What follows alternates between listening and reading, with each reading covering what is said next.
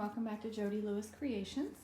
I have begun to kind of prep for Christmas in July. I realize it's not June yet, but you guys know at the rate I'm going with projects, I'll be lucky to get done by August. So I had Mark help me carry the Christmas stuff out of the attic, and I've kind of sorted, sorted by type of item. And as you will see as we make our way around these tables, I don't really need to buy anything else Christmas themed for quite a while. And that's really fun for me, and I really am glad about that. My wheels are turning, and I'm like, oh my gosh, I need to make so many different things and finish some things, which we'll talk about. So bear with me. I'm holding my phone, so I'll try to be as steady as possible so as to not make you sick. I have set these tables up in my son's room, and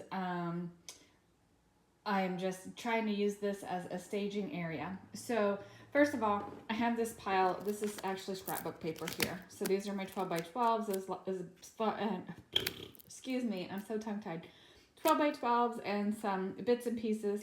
And then I have this little stack here, which I will talk about in a minute. I think I'm going to actually use these to make ephemera holders for my Christmas stuff, because as we walk around you'll see there's lots of little bits and pieces. So I have a bag of wooden stamps back there. I may try to downsize that bag, sorry, right over there, because I don't need all those. I have some acrylic stamps here, trims, laces, ribbons back there. A stack of digital kits here. I did know some of these things that have been packed away are from when I first started and didn't understand copyright. So I went through, and anything I had printed like off Pinterest or anything like that, I tossed because I can't use those in anything that I sell, because I of course don't want to copyright infringe. Stacks of 6x6 paper pads that are in more traditional colors. This is a stack of some things that are more traditional, vintage, that I want to definitely use in the Christmas in July project. So these are, this is a stack of some things that were sent to me that are Christmas. Made ephemera, that's either things I've made or other people have made that I need to go through. More ephemera, stickers, pink Christmas and blue winter things. Books, fabrics. Wrapping items, book covers, pink 6x6. Actually, let's move those over here with the pink. Hey, look, we have a hole. Music paper, printouts or copies of vintage things that we're allowed to copy and use. 5 unfinished projects back there, technically 4. The brown one is one of my first projects I had ever done. And I was flipping through it, and I was like, not so bad for one of my first projects, but I think I could definitely make it a little nicer. Big bags of scraps, cut-offs, everything. So that will end up going either, hopefully we can make some ephemera out of that. If not, I'm probably going to pitch the scraps. Or if anybody wants some Christmas scraps, definitely let me know. Doilies, paper and crochet doilies. Stack of kids' Christmas books and coloring books and stuff like that. Some more bright colored, which the stack of 12 by 12, I'm going to sort those from traditional to the stuff that I think will lend itself to the more bright, colorful Christmas. Christmas cards, some new, some that I have saved to use the covers off of. Napkins back there. No, that is not all the Christmas napkins that I own. Believe me, I have half of a drawer full. And little bits of ephemera here. Cellophane bags. So that's the start there. So you can see I've got lots of things that need a home. So, and having said that, let's turn around here, not make you sick. These are papers that I think coordinate. They're loose. They were in some stuff my friend sent me. And I just think they're so cute. So I think what I'm going to do, these are 12 by 12. I have my binding punch for making notebooks and stuff, and I saw in Tracy Fox's group someone had used a cinch and made an ephemera holder, and I was like, duh, I have a binding punch and coils, so that's what I'm going to work on. I'm going to make one that is specific for Christmas, or maybe 2 specific for Christmas, so as I cut apart things or find things, I can stick them in the ephemera holders versus just having them loose in Ziploc bags where they get damaged. And then I'm also going to make 1 or 2 that will be for regular ephemera, non-Christmas. And maybe we'll even throw a Halloween one in there while I'm at it. We'll see how much energy I have for working on this. So that's just the start and the introduction of this video. And then I think I will segue into actually making the Christmas ephemera holder. Then I'll finish this video. It'll be short and we will go from there.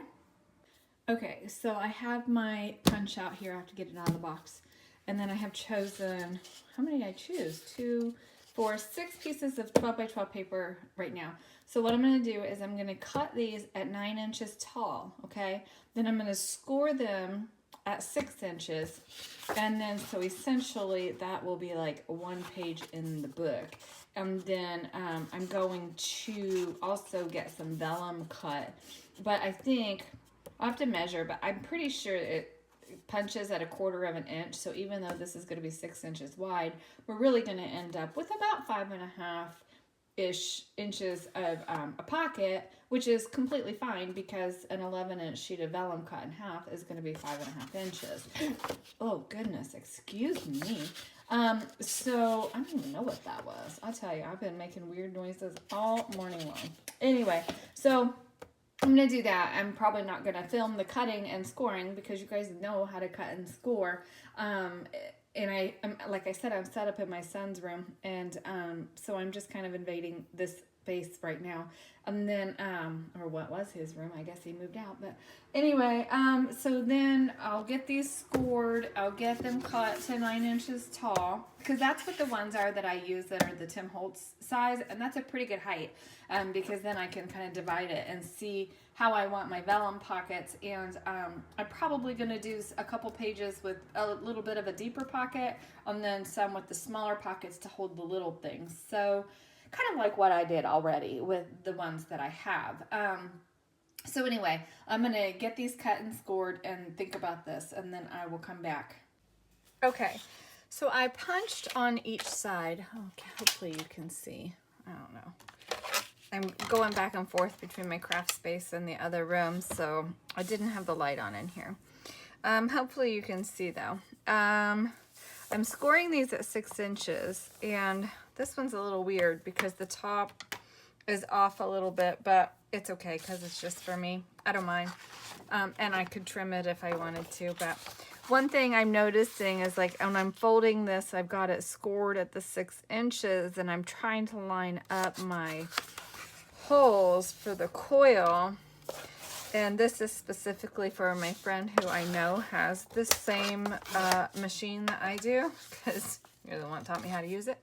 I think I would have rather scored these and then punched the sheets individually to ensure that on the individual pages that this lines up.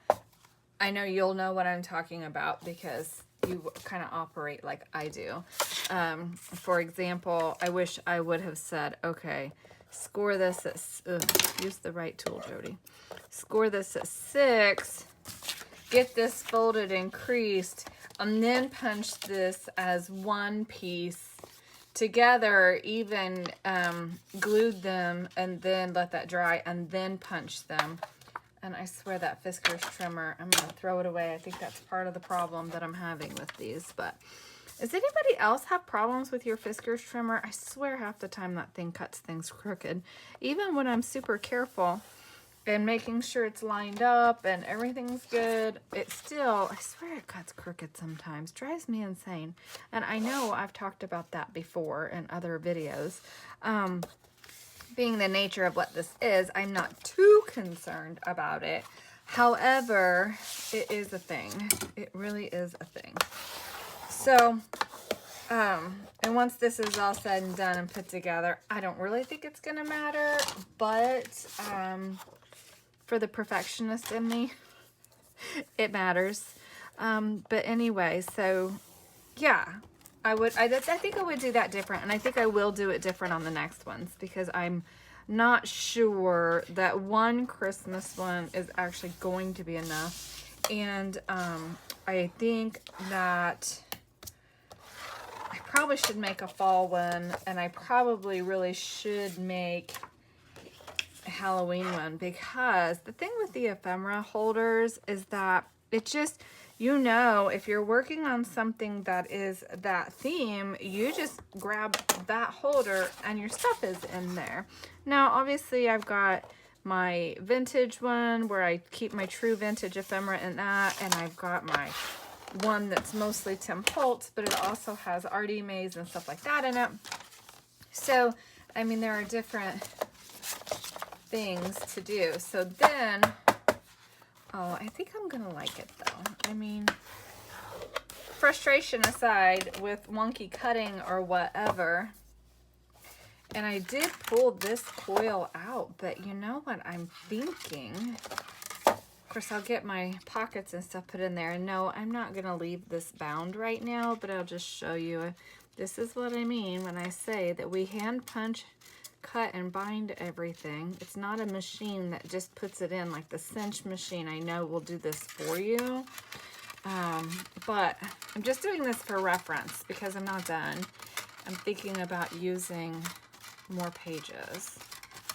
And the reason I wanted to test this is knowing how fat these can get once you put the ephemera in there.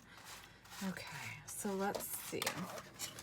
No, that won't stick out the top like that, but I just want to make sure it holds. So this is going to be the front, and the front won't have ephemera on it. That's just the cover. So this will get vellum, 4, 5, 6. So I have 6 pages in here. So you know what? I think I could probably put 2 more pages in here easily and have plenty of room for expansion. I think so. I think I'm going to make 2 more pages, because even if I fill all of this up, well, maybe I won't. It would be nice to have it all in one place though. And I'm going to glue these together also before I bind, because I don't want top pockets in here. I did think about making some top loading pockets, but anyway, so I'll keep fiddling with it and working on it. I'll get one kind of done and get vellum cut and start gluing that throughout the day as I'm in between doing other things. These are time consuming to make. It's not like just, oh, it's done, which would be great if it would be like that. And I may put some colored pockets on here just for some variety of things that don't matter, like postcards or whatever. That would be really cute. So you can do these however you want. And if you don't have a binding machine, then you just sew them in like you would, or you could even put an accordion thing on there if you wanted to fold your pages in half like this. So, okay, I'm going to keep thinking. I think I am going to cut 2 more pages, because my thought was 10 pages, although these are obviously super full and fat. So 1, 2, 3, 4, 5, 6, 7. Oh, so that's the outside. So this is a piece. So this in itself is a piece because it opens up. So 1, 2, 3, 4. And that's the middle. 4. So if I were to use this as a gauge for size once it's full, 1, 2, 3, 4, 5, 6. 1, 2, 3, 4, 5, 6. So that would be kind of, maybe I'll leave it. I think I'll leave it because obviously these get super fat and chunky, and I want to make sure that that spiral coil is going to hold this as I want it. I really like that. I think it flows really well. And so I've gotten 2 gold coils out. So I think if I have enough paper, I'm just going to replicate this, and then they'll be the same. So, okay, I'll do that. And then the cutting of the vellum and stuff is not that big of a deal. and I need to find a scrap piece of coil because I can never remember how to use, which direction to use the pliers. So I will do that. I've got scraps in the attic, which I was just up there. So anyway, okay. Okay, so I'm gluing these. Oh, I turned the light off again. I'm gluing these, and I'm just using my tacky glue because it's getting, you know, I need to use it. And I don't know if I'm actually going to replace this or not. It's good for some things, but I genuinely don't like the way that it can warp paper. But I think with this particular project, it's okay for me. I mean, again, it's preference, personal preference. Oh my gosh. So one thing I did want to say though is like this is a project that I could easily have used double-sided sticky tape because I'm not creating pockets with this. I'm just creating pages. So double-sided tape would have worked just fine for this. But I am making sure I'm burnishing it real well. I do have a wipe here because obviously it's squishing out the edges because I want to make sure that my edges are good and glued. And I mean, you can see here where, you know, the hole punch is maybe not necessarily lining up at the bottom here. And some of that happens with the scoring, you know, where it doesn't want to fold exactly how you want it. And I think by the time I ink this and bind it, I'm never going to notice it. I mean, I will notice it because it's me. But I think it'll be okay. And I'm just making sure I'm just getting really good burnishing down because I want these to be really sturdy pieces, and I think it's going to be really cool. I did consider sewing the vellum on, but let's be real, I can barely get a project done right now, so to glue it and just glue it is going to be my best bet. I can glue the pockets like when we're watching TV and stuff. I have a sewing project. I'm working on a quilt that's all over my dining room table. Now I have Christmas all over. And Mark said I had 48 hours to get the Christmas stuff cleaned up, which is never going to happen. It won't happen until I'm done, probably. But anyway, it was sweet of him to think that I would have it cleaned up that fast, especially because we're going to be gone like all day tomorrow anyway. So I think I deserve an extension. It would be nice to have a rainy day, but there's no rain in the forecast right now. So anyway, I did want to say, like, if this is something that you were going to do and try even to build the pages if you wanted to do the accordion style binding. And trying to think of how I might be able to demonstrate that as an alternative, because honestly, I don't know that have I ever done that kind of a binding? Not sure, but I have these little scraps here, and that might be something kind of cute. So maybe I'll try to do something, and so I can show that. I mean, I know I'm not talking about the tab binding where you use fabric to bind, because I don't know that that would be a good option, honestly, with this. I'm talking about when you take a piece of like cardstock and fold it into kind of a zigzag pattern, and then you use that as kind of a binding. I'll figure it out, and then I'll demonstrate. And then I mean, I'm not going to film gluing all of the vellum pockets, because that is definitely a personal preference thing with size and distance and stuff like that. And I've used acetate pockets before.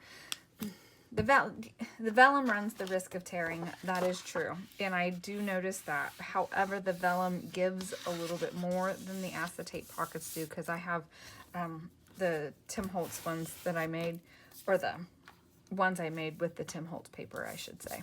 I've done both vellum and acetate, and I do prefer the vellum for the pockets, just because it does have a little bit more give than the acetate does. So again, the personal preference, and you don't even have to use clear pockets. I mean, you could repurpose packaging too, you know, the clear packaging when you order stuff, or the clear packaging off your spaghetti noodles or whatever. I mean, you have so many options. Or you could use, you know, these pockets and just label it if you want to. If you like labels that much, you can do that. So I have all of these glued, And I am going to put them under a book just to ensure that they dry flat. And I'm going to cut and punch for another one, I think, because I'm in the process, so maybe I should do that, and then I'll know I'll have two. Because by the time I cut things out of these books and magazines and all the little bits and bobs, I think it would be nice to have a couple that are specifically for Christmas. That's what I think. So, okay. So I'll be back, but I did want to give the note about the glue that I was thinking here. And then do I have a scrap? I just have a scrap. Ooh. Let's do a smaller scrap. Something that really doesn't matter. So when I say accordion, you know, folding just back and forth, right? In equal measure here, okay? And then you've got your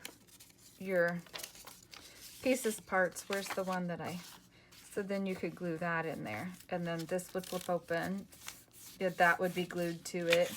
You know, I'm not folding this, so just bear with me. Use your imagination. I know you have one.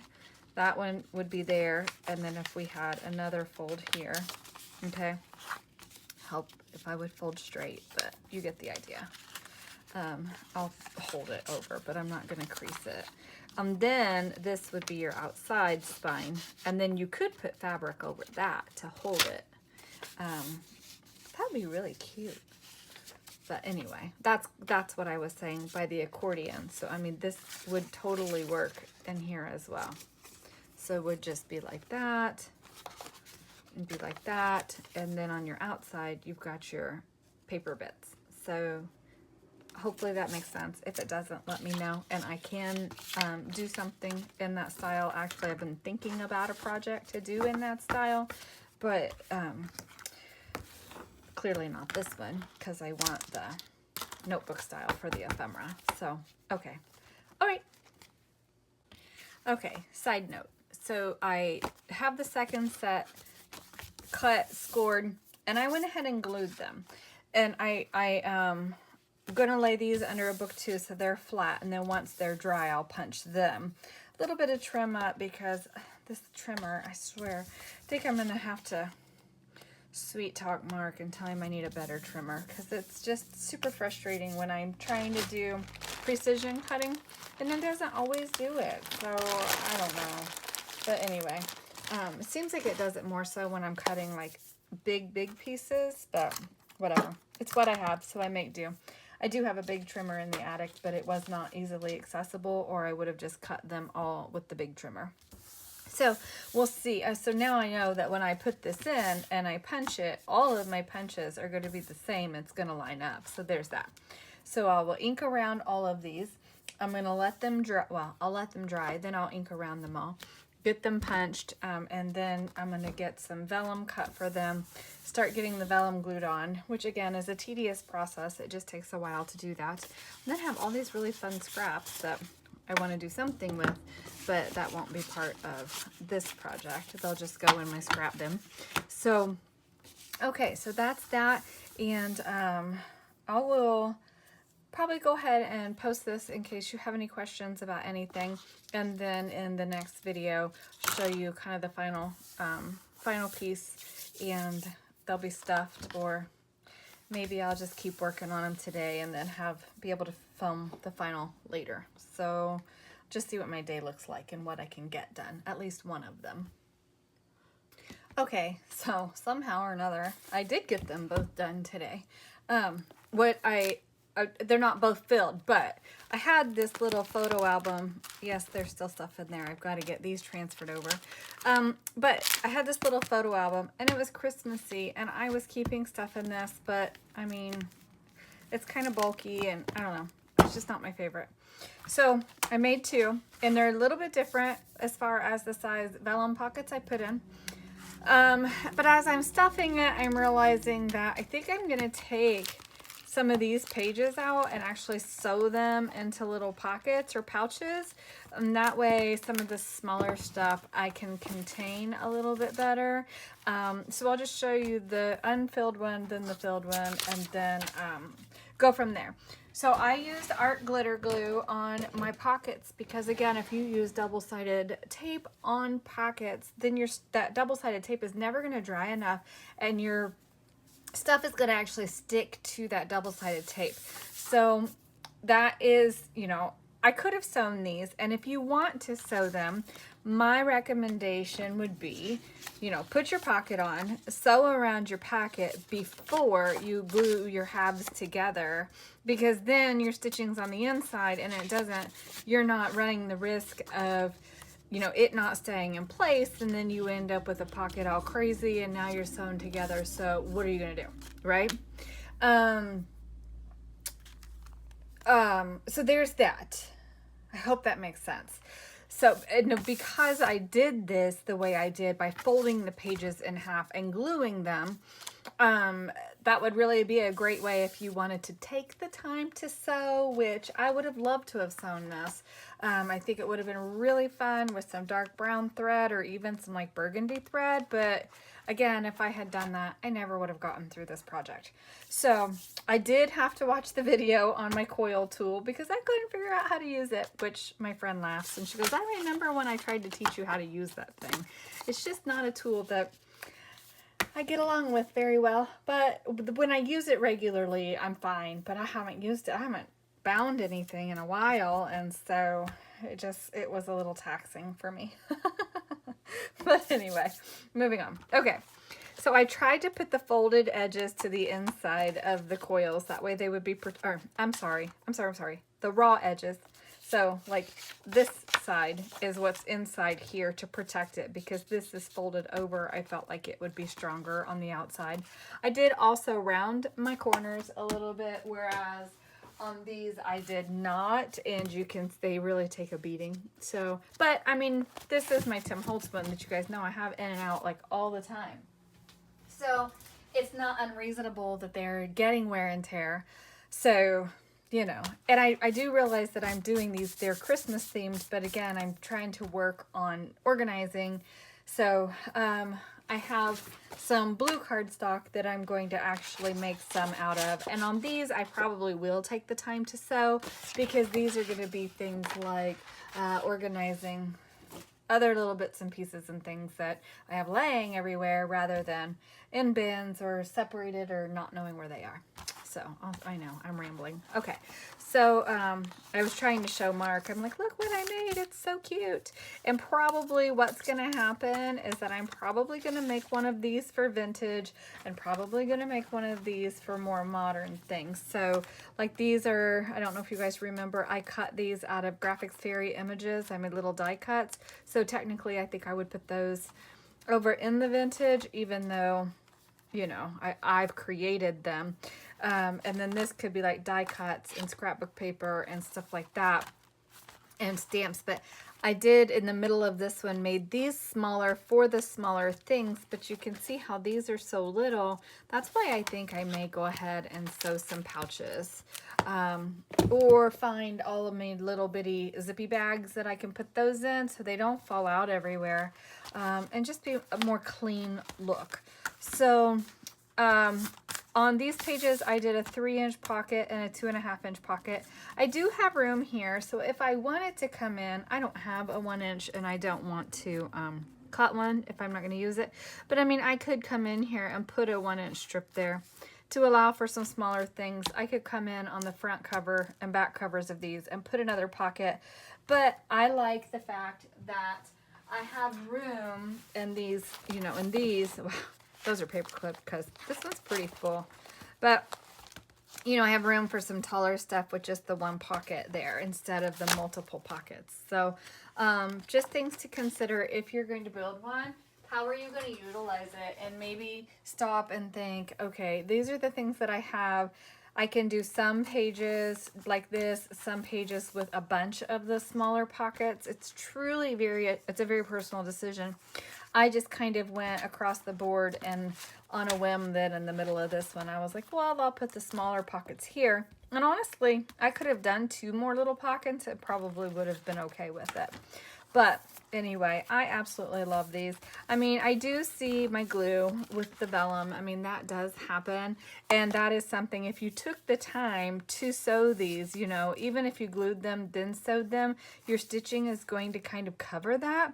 But I'm not going to worry about it for these. These are for my personal use. If I were to make one to sell or something, obviously I would take a little more time and just make it nicer. But this one has more stuff in it. So just kind of show you, I think it was a good call when I didn't put another paper or another. I maybe could have put one more in here, but I think as this gets filled, it's going to fill up. And then this just gives me room as I add stuff because I have everything on the table still. This was literally only what was in here and not off that table except for these because I was showing Mark. So you know, just some stamped images here I can pull from and use, die cuts, stamps, the die cuts I made, which I like saying that. I should probably make some more. That was fun. I don't know where the rest of these little words are. I know they're somewhere. I don't know where. Done more die cuts. And then again, these are actually true vintage, so I'll stick these over here. They're out of magazines and books that are vintage, so I think that's probably how I'll organize them. I just like doing that because it depends on what project I'm working on and what type of item I want to pull from. So now I have 2 of these, and to be perfectly honest, I could probably make a 3rd one and be just happy as a little clam. However, I don't have time to make a 3rd one today. So tips, if you're going to do this and you're going to kind of follow the method I did. I think I need to glue that. I do.